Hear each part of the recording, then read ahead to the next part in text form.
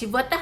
គ្មានអ្នកណាម្នាក់អត់បរាជ័យទេអត់មានអ្នកណាម្នាក់មិនបរាជ័យទេគ្រប់គ្នាទាំងអស់សុទ្ធតែបរាជ័យសំខាន់មួយគេបរាជ័យហើយគេតស៊ូឡើងហើយគេប្រឹងបន្តទៀតមួយទៀតបរាជ័យហើយគឺបោះជីវិតខ្លួនចោលតែម្ដងអញ្ចឹងនៅក្នុងហ្នឹងគឺយើងត្រូវសិក្សាថាតើយើងគួរចាប់យកមួយណា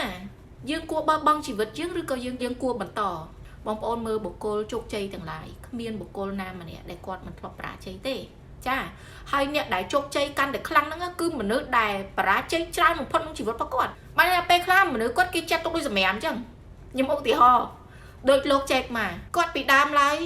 ស្មាត់ទៅមើលរូបរាងគាត់មើលរូបរាងគាត់សមជាមហាសេដ្ឋីលើពិភពលោកឯងសំបីតែគាត់ទៅដាក់ពាក្យក៏គេអត់ទទួលយកគាត់ដែរដោយសារតែរូបរាងគាត់ហ្នឹងវាអត់អំណោយផលដែលគេមើលទៅថាគាត់ឆ្លាតតែថាមុខគាត់រូបរាងគាត់ចេញមកវាមិនសមមនុស្សបកកែមនុស្សចំណាប់អញ្ចឹងគេមិនទទួលយកគាត់បរាជ័យច្រើនដងក្នុងជីវិតរបស់គាត់ហើយពេលដែលគាត់និយាយគាត់ខ្លាចជាមហាសេដ្ឋីគាត់និយាយគាត់ថាក្នុងមួយឆ្នាំគាត់ហូបមាន់មួយមកគ្រួសាររបស់គាត់បានតែមួយឯក្នុងមួយឆ្នាំជាពេលវេលាដែលយ៉ាប់បំផុតក្នុងជីវិតរបស់គាត់ហើយពេលគាត់និយាយឡើងគាត់អួតតែគាត់មិននឹកស្មានថាគាត់ខ្លាយទៅជាមហាសេដ្ឋីលើពិភពលោកឯងសូមបងប្អូនកុំមើលងាយជីវិតខ្លួនឯង